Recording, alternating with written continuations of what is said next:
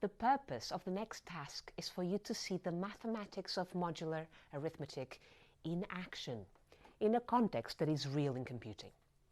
We're going to use a simplified version of a crypto system that is used every day by banks and probably by you too. A crypto system is a method of scrambling a message to hide its meaning, but that can be unscrambled using a key to recover its meaning. The method we're going to use is a public key crypto system, as a scrambling key can be given to anyone to encrypt a message, but only the holder of the private key can unscramble it. Think of it as a postbox with a special lock. The public key can only be used to put a message inside the postbox, like the opening of a slot to feed messages through. And the private key is a sort of master key that opens the compartment where all messages are. The postbox owner is the one that receives messages. They own all the keys and have given copies of the public key to anyone that wants to send the owner messages. If you want to learn more about encryption, read the further reading section. But please note that encryption itself isn't a learning outcome for this module, but understanding the mathematics for this particular method exposed here is. We said earlier in the module that everything is number. Letters and symbols in a written message can be converted into a number or several numbers. There are many ways of doing this. For example, we can use my table that we've seen earlier, and the message hello could be 22 for H, 15 for E, 26 for L twice, and 33 for O. And so we could have the number 2215262633 making up the message. There are standard ways of encoding a message into a number, but we won't be exploring such methods here. So in this next task, we will just assume that the messages are numbers. And here is the main idea. The secret message, remember a number, is encrypted by raising it to a certain power in modular arithmetic. Then there is another power you can raise the encrypted message to, returning the message you started with. Let's imagine Bob is going to send messages to Alice. He has the public key and Alice has both. The keys are the powers. Follow me. The whole process is like this. Say Bob raises the message to a power in modular arithmetic to encrypt the message, and he sends Alice the encrypted message. Alice then raises this message to another power in the same modulus, and that returns the message Bob wanted Alice to read. And here is the setup. We're going to use a prime number and we're going to call it P. The original message to be kept secret will be called M, and M has to be a number between 1 and P minus 1 so that it survives the encryption and decryption process. When we encrypt the message M, the resulting scrambled message will be called C for cryptic. Two special numbers, an encryption key E and a decryption key D. The public keys will be the number P and the number E. The private key will be D. And here's the procedure for encryption. We are going to operate in modulus P for the encryption and decryption process. We do C is congruent with M to the power of E modulus P. And here's the procedure for decryption. We operate in modulus P, so M will be recovered by doing C to the power of D modulus P. So M is congruent with C to the power of D mod P. This means that if Alice issues out public keys P equals 11, which is prime, and E equals 3, and it gives them to Bob, Bob wants to send the message m equals 5, so Bob does the following. C is congruent with m to the power of 3 mod 11. So he works out what m to the power of 3 mod 11 is, and he calls the result C. That's the encrypted message. Work this out yourself before you continue watching the video.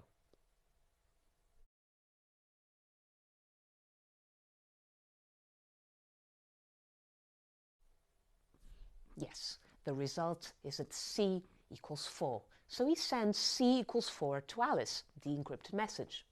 Now Alice wants to decipher this message, so she's going to use the private key D equals 7.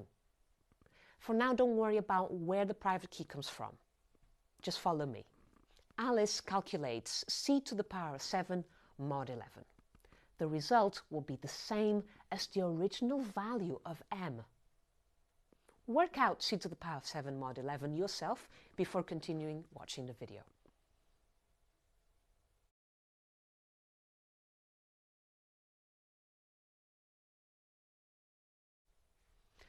Continuing the calculation, it gives that m is 5 as Bob intended. Are you asking yourself, why does it work? We will talk about it later, but you go ahead and discuss your thoughts in the discussion forum. In the discussion forum, you can follow the discussion prompt, post encrypted messages for others to decrypt. You need to post the message C and use the same keys as we used in this example. Then read the encrypted messages of other people and decrypt them.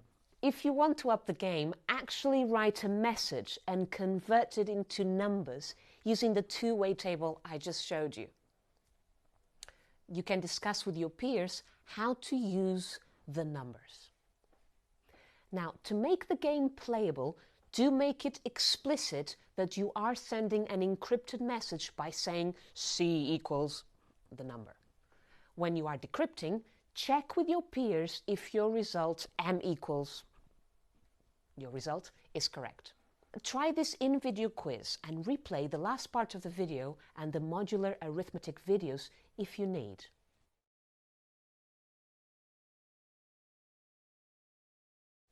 So why does it work? Why does encrypting m into C by doing C congruent with m to the power of e mod p, and then doing C to the power of d mod p, retrieve m? C to the power of d is congruent with m to the power of e, that's the C, and then to the power of d. And that is congruent with m to the power of the product of ed in mod p. So what is m to the power of ed mod p? To start with, what is ed? In the examples we saw in mod 11, so p equals 11, e was 3 and the private key was d equals 7. So e times d, 3 times 7, is 21. But you wonder, what is so special about 21? Well, in mod 11, the special power that turns any number into 1 is power 10. From Fermat's little theorem, we have that a to the power of 11 is congruent with a itself mod 11. And that means that a to the power of 10 is congruent with 1 mod 11. Now, what about 21? Let's see. A to the power of 21 is congruent with a to the 10 times a to the 10 times a. And that is congruent with a itself, because a to the 10 is 1 in mod 11. So 21 is special because it is a multiple of 10, 10 being 1 less than the modulus, 1 less than the 11. So 21 is a multiple of 10 plus 1, meaning that 21 is congruent with 1 mod 10. Not mod 11, okay? Mod 10. What this means is that 3 and 7 are inverses modulus 10. So this is the clever thing that Rivest, Shamir and Adleman saw in inverses in modular arithmetic to create this system. Now back to Alice. She concocts the private and public keys D and E by finding inverses mod p minus 1. But she knows that the only numbers that can be used as keys are numbers E and D that have no factors in common with p minus 1. I'm not proving this result here, but you may have worked this out in one of the quizzes on multiplicative inverses mod n. Now, are there any other numbers we can use as keys in encryption mod 11? Meaning, are there other inverses mod 10? And how does one compute inverses mod 10?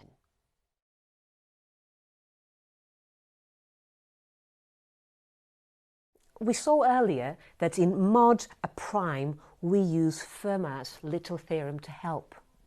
The strategy is to calculate the special power of a number that is equivalent to 1. In mod a prime p, that special power is power p minus 1, as a to the power p is congruent with a mod p, meaning that a to the power p minus 1 is congruent with 1 mod p. And so a to the power p minus 2 and a are inverses mod p. That means that the special power for mod p prime is power p minus 1. It may happen that there was a smaller power giving 1, but the theorem says that if you don't know otherwise, try this special power, p minus 1.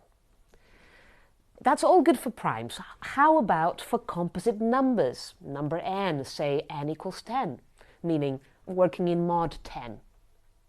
It turns out that the special number here is given by how many numbers from 1 to n minus 1 that have no factors in common with n. That means co-prime with n. In our example, n equals 10, and we're looking at numbers between 1 and 9 that are not divisible by 2 and also not divisible by 5, which are the factors of 10. In mod 10, we will only work with numbers 1, 3, 7, and 9, as all other numbers, 2, 4, 5, 6, 8, are divisible by 2 or by 5 or by both.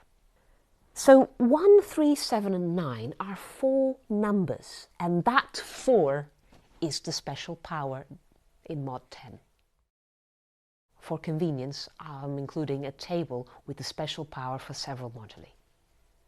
In this table, you can find the power for mod 18 by looking on the row with 12 and the column with 6. So 12 plus 6 is 18.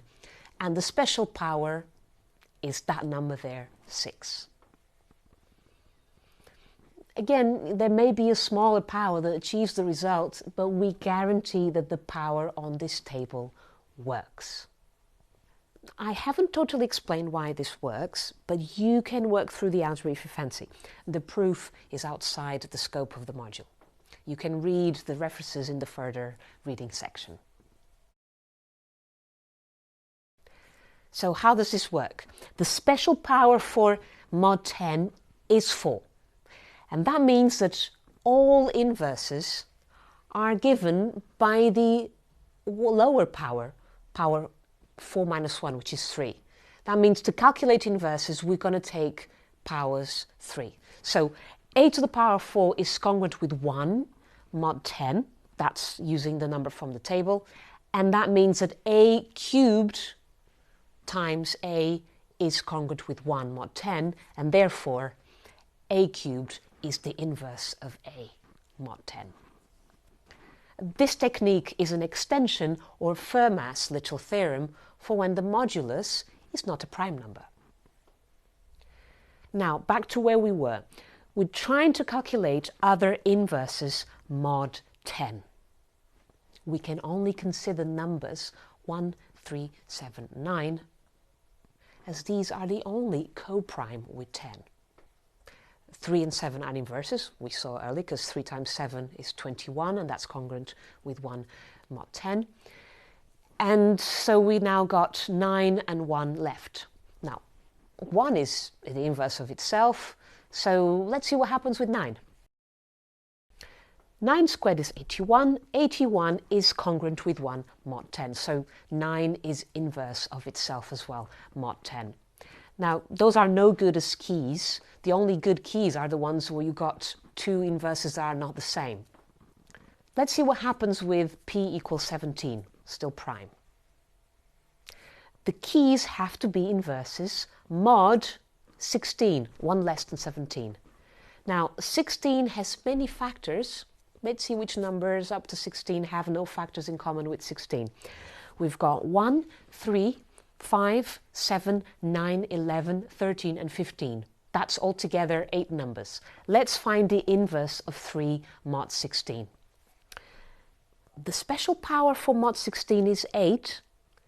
You can use a table or you count the number of coprimes. So the power to give the inverse is going to be power 7. So 3 to the power 7 mod 16. That's what we want to calculate. We do 3 cubed, which is 27, and 27 take away 16, that's 11. So it's congruent with 11 mod 16. 3 to the power of 6 is going to be the square of 11. And so we've got 121, which is congruent with 9 mod 16. Check that out. And so 3 to the power 7 is congruent with that 9 times the 3, the 9 from 3 to the 6, and 3 to 1 more power. And that is congruent with 11 mod 16. Now that means that because power 7 gives the inverse, we have that 3 to the 7 is the inverse, so 11 is the inverse. So 11 is the inverse of 3 mod 16. That means that for encryption, mod 17, we can use keys 3 and 11 because they are inverses. 3 and 11 are inverses mod 16, 1 less than the prime. Now, you can compute for the other numbers. So, for example, for 5, what's the inverse of 5? You would do the same. It will be power 7 to find the inverse of 5. And working through the powers, you do 5 squared is 9 mod 16. 5 to the power of 4 is 9 squared, which is 1 mod 16. And that means we actually achieved a power that has result 1 earlier than the power 7. That can happen.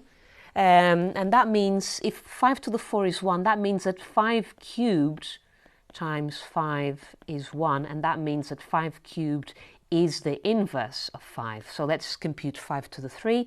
5 to the 3 is the 5 squared times the 5, so 9 times 5, which is 45, and 45 is congruent with 13 mod 16. So 5 and 13 are inverses. We've got 3 and 11, we got 5 and 13, and you can carry on the calculations to find out all the other pairs of inverses in mod 16, so that you have all the other pairs of keys mod 17. That's the cool thing about modular arithmetic. In real-life RSA encryption, we don't use one prime number. We use a product of 2 prime numbers, making it difficult to calculate multiplicative inverses. I haven't explained it, but take my word for it for now. But in this module, I'm not asking you to work on the full RSA, only in the simplified version using a prime p as modulus and keys e and d that are inverses mod p minus 1. So just so we have it clear, we work in mod P for encryption and decryption, and we work on mod P-1 to find keys that are inverses. The next assessment task consists of you implementing by hand the methods I just explained. You are also asked to assess the security of the system by explaining the calculations you would need to perform with the public keys in order to decrypt the message. You will start by exchanging ideas in the discussion forum, and then you will complete your own task individually.